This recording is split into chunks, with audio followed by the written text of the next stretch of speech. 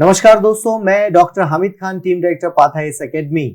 CGPSC 2020 के results के बाद सफलताओं की जो कहानी है वो आप तक पहुंचाने का काम जारी है और मेरे साथ हमारी पुरानी छात्रा आभा आहार हैं और आपको 31 रैंक हासिल हुई है और जिसकी वजह से अकाउंट ऑफिसर आप बन चुकी हैं। सो आभा, बहुत बहुत बधाइयाँ। Thank you sir.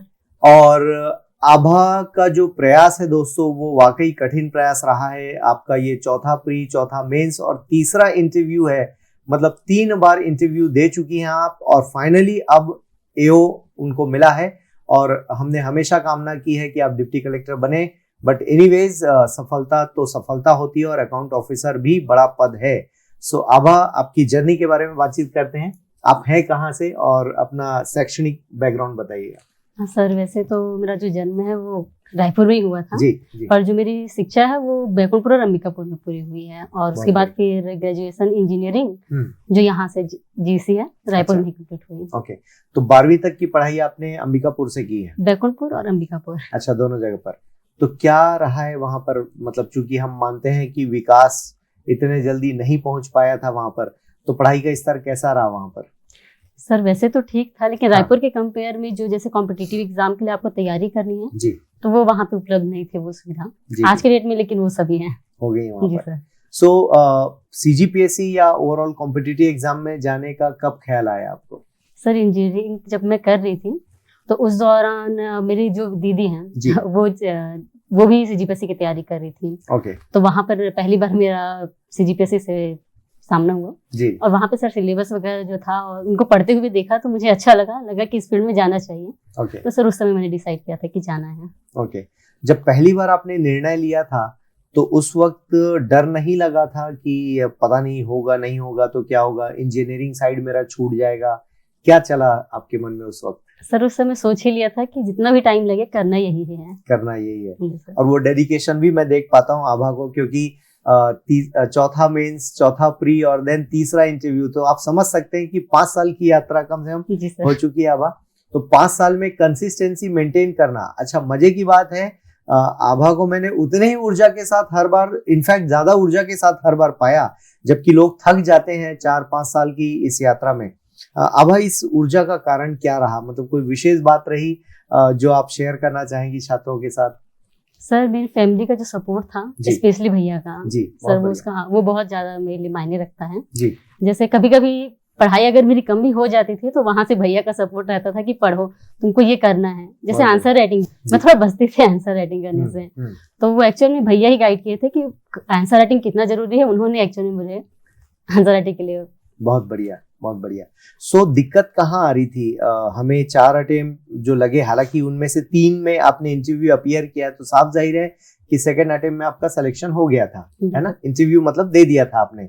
तो कहाँ दिक्कत आ रही थी, किस विषय में पर्टिकुलर प्रॉब्लम आ रही थी आपको?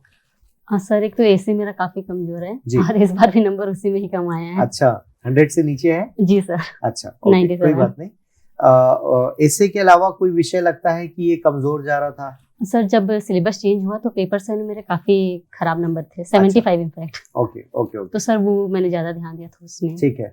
इसके अलावा सर लैंग्वेज जो था वो काफी, मतलब उस सब्जेक्ट में काफी स्कोर किया जा सकता है, तो उसमें सर मैंने ध्यान दिया था। बहुत बढ़िया। कितने मार्क्स आए इस बार? 130। बहुत बढ़िया। इसके अलावा और कोई पेपर जो 100 प्लस जा रहा हो आपका? सर लगभग एसी को छोड़ दिया जाए तो सारे 100 प्लस हैं। और इसी तरह का एक्स्ट्राऑर्डिनरी मार्क्स वाला कोई पेपर जिसके बारे में हम बातचीत करें? हाँ, मेरे ख्याल से third paper sir. Third paper कितने मार्क्स आए? 122। वाकई बहुत बढ़िया मार्क्स है। कोई विशेष रणनीति उस पेपर को लेकर रही आभा?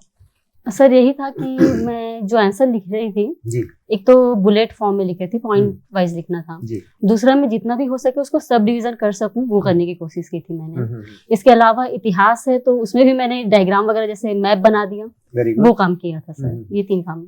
बहुत बढ़िया। आभा शुरू से एक चुप रहने वाली बच्ची रही है हमारे लिए और क्लासरूम में बिल्कुल चुपचाप रहना। इंटरव्यू मुझे याद है, पहला जब इंटरव्यू हुआ था उस वक्त मैंने आभा को कहा आप बोलती नहीं है, नहीं बोलेंगी तो एक्सप्रेशन कैसे होगा। देन आप देखते हैं तीसरे इंटरव्यू तक आते आते आभा ने बोलना सीख लिया और फाइनली आज हमारे सामने एक सफल कैंडिडेट के तौर पर बैठी भी है। आभा, इसके पहले जो पिछले साल का रिजल्ट था आपका, उसमें रैंक क्या मिली थी आपको? 242 रैंक था सर। 242। अब देख सकते हैं कि 242 और इस साल 31वीं रैंक। तो दोस्तों इसे कहते हैं छलांग मारना, है ना, ऊंची छलांग लगाना। सो ये एक दिन में नहीं होता, धैर्य की परीक्षा होती है, रिटर्न, प्री और ये जितने भी आप देते हैं स्टेजेस, उसके अलावा जो इम्पोर्टेंट चीज है कि आपका जो सामाजिक धैर्य है, स्वयं का धैर्य है, वो बहुत मायने रखता है। अब जो चैलेंजेस आए इस दौरान, वो किस तरह के रहे चैलेंजेस आपके साथ? सर चैलेंजेस में वही है, लंबा 5 साल हो गया जी था, जी तो उसके बाद थोड़ा बहुत पढ़ाई में भी ढिलाई आने शुरू हो जाती है सर। जी जी जी तो सर उसके लिए तो भैया का सपोर्ट था, उसकी वजह से वो कंटिन्यू था मेरा जी। और सर इसके अलावा जो अभी कोरोना के समय ऑफलाइन सब बंद हो चुका था, ऑनलाइन शुरू हुआ, तो सर ऑनलाइन में थोड़ा एडजस्ट करने में टाइम लगा था। टेस्ट सीरीज वगैरह जो है ऑफलाइन आप दे रहे हो, तो जो वो वातावरण उसमें माहौल रहता है वो अलग ही रहता है सर। ठीक बात है। तो सर और वो एक चैलेंज आया था। टेस्ट प्रैक्टिस आपने कैसे रखा? कंटिन्यू आप लगातार जुड़ी रही हैं पाथ से, मतलब रिजल्ट आ रहा है, उसके बाद फिर तैयारी करना है, फिर जुड़े रहना है, फिर तैयारी करना है, फिर जुड़े रहना है। तो ये तो मैंने देखा आपकी कंसिस्टेंसी बहुत अच्छी रही है। इसके अलावा टेस्ट सीरीज में प्रदर्शन कैसा रहा आपका ओवरऑल? सर ठीक ही था सर, मतलब इम्प्रूवमेंट लगातार हुई थी उसमें। इसके अलावा सर जो पाथ का मॉडल आंसर वगैरह जो रहता था सर, वो काफी हेल्पफुल था।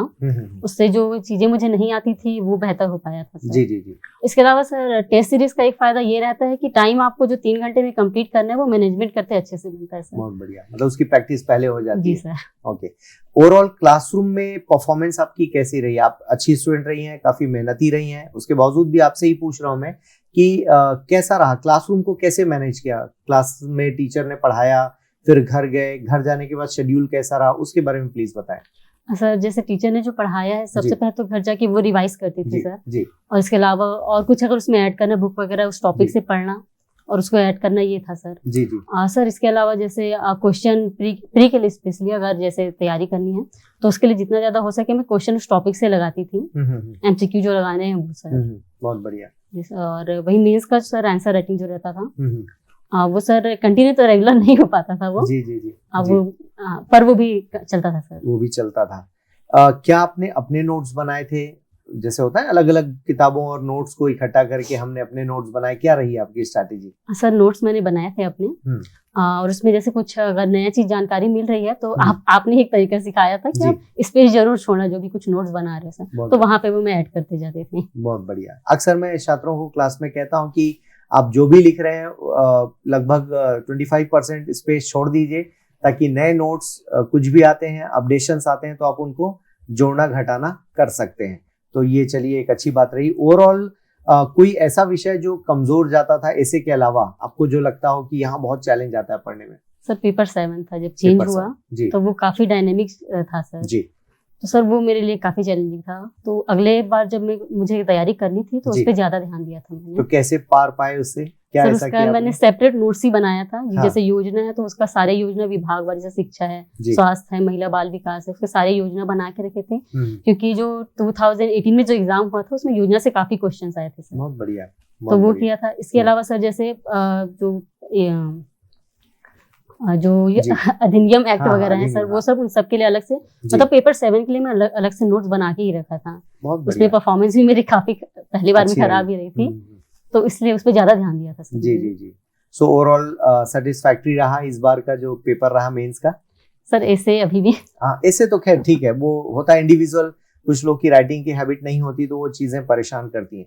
अब करंट अफेयर्स को कैसे मैनेज किया और उसको कैसे आपने अपने आंसर्स में शामिल किया? सर सबसे पहले तो डेली न्यूज़पेपर पढ़ना होता था सर, उसमें जो कुछ नया इंपॉर्टेंट रहता था वो या तो मैं नोट्स मतलब पर्टिकुलर मैंने करंट अफेयर का नोट्स नहीं बनाया था, पर जैसे उस टॉपिक से रिलेटेड जो मेरे नोट्स बने हुए उसमें मैं ऐड कर देती थी उस चीज को, अगर करंट अफेयर में कुछ नया हो रहा है जी। इसके अलावा गवर्नमेंट की वेबसाइट वगैरह है जी सर, वो उससे जानकारी ले लेती थी। बहुत बढ़िया। आभा 3 बार इंटरव्यू देना, मतलब चौथा भी आपने दिया, अंततः सिलेक्शन हो गया आपका। ये कैसे कमाल हुआ कि हर बार प्री निकलना, हर बार मेंस निकलना और इंटरव्यू तक पहुंचना? ऐसा क्या रहा कि प्री निकलता गया, मेंस निकलता गया, रुका नहीं आपका? सर मेन टेस्ट सीरीज को ही मैं बोलूंगी सर। टेस्ट सीरीज की वजह से जो कंटिन्यूटी बनी रहती है जी जी, वो परफॉर्मेंस फिर आपको जो मेन एग्जाम होता है उसमें दिखाई देता ही है सर। जी जी जी। तो चलिए, ये तो बहुत अच्छी बात है। टेस्ट सीरीज आप लगातार देती भी रही, मैंने आपकी कॉपीज भी देखी हैं। और उसके लिए भी कोई विशेष रणनीति की, अच्छा अब टेस्ट सीरीज चालू होने वाला है तो क्या सारे टेस्ट दिए या सिलेक्टेड टेस्ट दिए आपने पाथ के? सर लगभग सारे टेस्ट दिए, सारे दिए हैं, ठीक है। उसमें कैसा रहा आपका परफॉर्मेंस? शुरू में जैसे मार्क्स कम आए होंगे, फिर धीरे धीरे बढ़ा, क्या रहा आपके साथ? सर वही था, शुरू में कम थे मार्क्स, फिर धीरे धीरे वो बढ़ते गए, बीच में भी कभी कम हो जाता था। बहुत बढ़िया, बहुत बढ़िया। एग्जाम हॉल के अंदर आपने कैसे टाइम मैनेज किया? कोई विशेष कोई बात जो एडवाइस करना चाहेंगी नए छात्रों को? सर सबकी अपनी अलग स्ट्रेटेजी होती है। जी। जैसे मेरे लिए सबसे पहले एग्जाम हॉल में क्वेश्चन पेपर ही पढ़ती थी 5-10 मिनट। ओके। तो वहां से मैं फ्रेमिंग कर लेती थी कि इसके लिए ये आंसर लिखना है, इसमें ये लिखना है। जी। जो बड़े क्वेश्चन है उसके लिए वहीं पे मैंने फ्रेमिंग कर ली है। जी, या कोई फैक्ट वगैरह मुझे लगता था बाद में मैं भूल जाऊंगी, वो मैं तुरंत क्वेश्चन के बगल में लिख लेती थी कि ये फैक्ट मुझे डालना ही डालना है। और फिर सर उसके बाद जो आंसर मेरा लिखना रहता था, जनरली मैं 2 नंबर से स्टार्ट करती थी, 2 नंबर से फिर आगे बढ़ती जी। और सब्जेक्ट वाइज ही था वो मेरा। ओके ओके ओके ओके, ठीक है।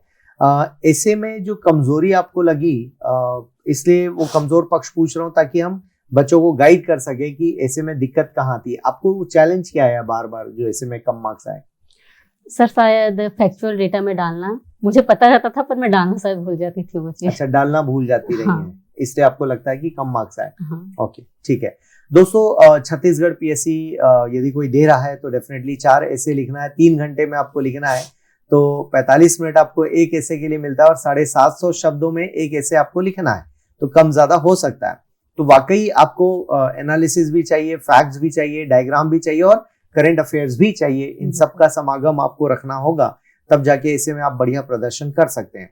लैंग्वेज जैसा आपने कहा कि एक स्कोरिंग सब्जेक्ट है, तो डेफिनेटली वो तो है। आपने उसको प्लान कैसे किया? Hindi 100 marks, Chhattisgarhi 50, then English 50 marks, कैसे मैनेज किया आपने? सर जो प्री से मेंस का बीच का जो समय रहता था जी, तो डेली 1 घंटे मेरा लैंग्वेज रहता ही। बहुत बढ़िया। वो डेली मुझे पढ़ना रहता था, तो वो काम आता था, वो बहुत काम आया सर। जी जी। ये और एक मैथ, ये 2 चीज मैं प्री से मेंस के बीच 1 घंटे डेली करती थी सर। ओके। पाथ के सभी छात्र इंटीग्रेटेड अप्रोच की पढ़ाई करते हैं, आपने भी की, इस बारे में कुछ बताएंगे नए छात्रों को? सर मोस्टली जैसे प्री और मेंस का सिलेबस है लगभग 50% तो सेम ही है। जी जी। तो अगर आप मेंस की तैयारी कर रहे हो तो उसमें प्री तो हो ही जाता है। बहुत बढ़िया। और जैसे अब प्री का आपको बस इंडिविजुअल उसी का तैयारी करना है तो नोटिफिकेशन आने के बाद आप कर सकते हैं। उस समय जितना ज्यादा से ज्यादा हो सके आप एमसीक्यू ट्राई करिए। जी जी। जब फर्स्ट अटेम्प्ट आपका निकला, आई मीन जब पहली बार आपने इंटरव्यू दिया, उस वक्त आपकी पढ़ाई कितने महीने की हो चुकी थी? 10 महीने, 12 महीने, साल, 2 साल, कितने दिन की पढ़ाई आप कर चुके थे? सर 1.5 साल लगभग। 1.5 साल लगभग। तो देखिए दोस्तों, आई मीन जो नए छात्र हैं, आप समझ लीजिए ऐसा लिखा हुआ नहीं है, कोई रूल नहीं है, लेकिन जो मिनिमम रिक्वायरमेंट है वो 10 महीने। आप भी आई मीन 1.5 साल आप सुन रहे हैं, आभास है कि 1.5 साल तो लगे। देन उसके बाद उनका एग्जाम निकला और एग्जाम में फाइनली उनका सिलेक्शन आपको दिखाई देता है। सो आभा, कई बार ऐसा भी होता है कि हम जो कुछ सोच रहे हैं, जो कुछ परफॉर्म करने जा रहे हैं, वो सब कुछ बदल जाता है, क्वेश्चन या अलग तरह के क्वेश्चन आ गए। ऐसा भी हुआ किसी मेंस में? जी सर। तो उसको कैसे हैंडल किया आपने फिर? सर वही टेस्ट सीरीज जो था सर, वो अलग अलग टाइप के उस टाइप के क्वेश्चन आते हैं जी, कि अगर आपको नहीं आ रहा है तो भी आप उस क्वेश्चन को किस तरह से मोड़ के सही तरीके से लिख सकते हो। लिख सकते हैं। तो आंसर राइटिंग जो है सर बहुत ज्यादा इंपॉर्टेंट हो जाता है, क्योंकि आप जैसे जितने बार भी आंसर सेम आंसर आप लिख रहे हो, नेक्स्ट टाइम वो चेंज हो चुका रहेगा और बेहतर रहेगा। बहुत बढ़िया है, हर बार एक नया आंसर निकल कर आता है। ओके। इंटरव्यू कैसा रहा? आप चूंकि 4 इंटरव्यू दे चुके हैं आप, सर है ना? तीसरा इंटरव्यू दे चुके हैं। कैसा रहा ओवरऑल एक्सपीरियंस? हर इंटरव्यू में क्या क्या आपने सीखा? सर फर्स्ट वाला इंटरव्यू में तो मैं 60 मार्क्स जी, ओके, बिल्कुल याद है मुझे। जी सर। और सर अभी वाले में 95 मार्क्स थे। बहुत बढ़िया, बहुत अच्छा इंप्रूवमेंट है। कैसा रहा इस बार के इंटरव्यू के बारे में बात करें तो कैसा रहा ओवरऑल? सर काफी अच्छा था, सोनवानी सर का बोर्ड मिला था सर। जी जी। तो एक्चुअली बिल्कुल अनएक्सपेक्टेड टाइप का क्वेश्चन आया था उस समय। फैमिली बैकग्राउंड से ज्यादा क्वेश्चन आ गए थे और मेनली हॉबी से क्वेश्चन भी थे सर। अच्छा, किस तरह के क्वेश्चंस थे? और लाइक फैमिली बैकग्राउंड से क्या पूछा उन्होंने? जैसे पापा या भैया की जॉब हो गई। हाँ। इसके अलावा सर मुझसे मतलब जो मैंने पोस्ट प्रेफरेंस भरे थे तो उससे पोस्ट रिलेटेड भी क्वेश्चन कर दिया था कि इस पोस्ट में किस टाइप का काम होता है। अच्छा, वो भी पूछा आपसे? जी सर। एजुकेशन के बारे में क्या पूछा आपसे? एजुकेशन से ज्यादा क्वेश्चन सर हुए ही नहीं थे एक्चुअली में, एजुकेशन बैकग्राउंड से क्वेश्चन। Okay okay. फिर हिस्ट्री से भी क्वेश्चन हुआ था सर, हिस्ट्री है, पॉलिटी है। क्या पूछा उन्होंने हिस्ट्री में? हिस्ट्री का क्वेश्चन था। हाँ, प्राचीन भारत का जो इतिहास है जी, उसमें सबसे अच्छी बात आपको क्या लगती है? बहुत बढ़िया, बहुत बढ़िया। और हॉबी पर कोई क्वेश्चन हुआ? जी सर। क्या था क्वेश्चन? सर मैंने छत्तीसगढ़ी व्यंजन बनाना लिखा जी था। जी। तो सर हॉबी में उन्होंने क्वेश्चन किया था कि अरम पपई से बनने वाले कोई 3 डिश के नाम बताओ। अच्छा। तो छत्तीसगढ़ी में उन्होंने पूछा था, तो मैंने हम्म। जवाब भी छत्तीसगढ़ी में ही दिया था। अच्छा, आप बोल लेती हैं छत्तीसगढ़ी? जी सर। बहुत बढ़िया। तो ऐसा लगा कि बार बार छत्तीसगढ़ी में बोलने के लिए प्रेशराइज कर रहे हैं? सर प्रेशराइज नहीं कर रहे थे, लेकिन जो आखिरी जो क्वेश्चन था वो राउंड था, वो हॉबी का ही था। अच्छा। तो वो छत्तीसगढ़ी में उन्होंने पूछा, तो मैं इंतजार भी कर रही थी कि छत्तीसगढ़ में क्वेश्चन हो। बहुत बढ़िया। देखिए दोस्तों, यदि किसी को छत्तीसगढ़ी आती है, आप बोल लेते हैं तो बहुत अच्छी बात है। नहीं बोल पाते हैं तो ऐसा नहीं कि कोई बहुत बड़ा क्राइम हो गया, अपराध हो गया, लेकिन आप धीरे धीरे सीख सकते हैं। बिकॉज रूरल छत्तीसगढ़ में आप देख पाते हैं कि छत्तीसगढ़ी ज्यादातर बोली जाती है, और डेफिनेटली उसका इम्पैक्ट होता है कि आप कम्युनिकेट कर पाते हैं लोगों के साथ, जिनकी सेवा में आप लगे हैं उनके साथ आपकी बातचीत हो पाती है। आभा, इस बीच यदि ऐसे को छोड़कर आप कोई और चीज सुधारना चाहें, हम मानते हैं कि आप अगला भी मेंस दीजिए, इंटरव्यू दीजिए और डिप्टी कलेक्टर के पद तक पहुंचे, क्या चीज ठीक करना चाहेंगी और कैसे ठीक करेंगी उसको, यदि बच्चों को जानना है इस बारे में? सर पेपर 6 जो है उसमें कंपेरेटिवली मेरा नंबर कम है। हाँ। और स्पेशली जो मैंने 2019 का आरटीआई आंसर शीट देखा है अपना, तो जो छत्तीसगढ़ की संस्कृति जो पार्ट है उसमें काफी कम मार्क्स मिले सर। अच्छा। तो उस पर ध्यान देना है मुझे सर। ओके, फिलोसफी और सोशियो बढ़िया रहा? हाँ वो बढ़िया था सर। छत्तीसगढ़ की संस्कृति में काफी कम थे। वहाँ क्या कमी लगी आपको अपने आंसर, ताकि हम बच्चों को सिखा सकें? सर वो तो मुझे मतलब समझ में नहीं आया। आंसर मैंने वैसे ही दिया था। पर आई थिंक और ज्यादा इमीडिएट तरीके से, और जो चार्ट या डायग्राम ऐसा सब उसका यूज कर सकते हैं सर। Okay okay. दोस्तों देखिए, जो नए छात्र उनको बता दूं कि आपको आरटीआई के थ्रू अपनी आंसर शीट्स देखने के लिए मौका मिल जाता है। उसकी कॉपी आप निकलवा सकते हैं कि आपकी परफॉर्मेंस क्या रही। तो जो भी छात्र जो एक बार एग्जाम दे चुके हैं और उनको लगता है कि नहीं दोबारा इस कॉपी को देखना चाहिए, समझना चाहिए, तो आप अपना विश्लेषण कर सकते हैं, एनालिसिस कर सकते हैं, बेसिकली जैसा आभा ने किया।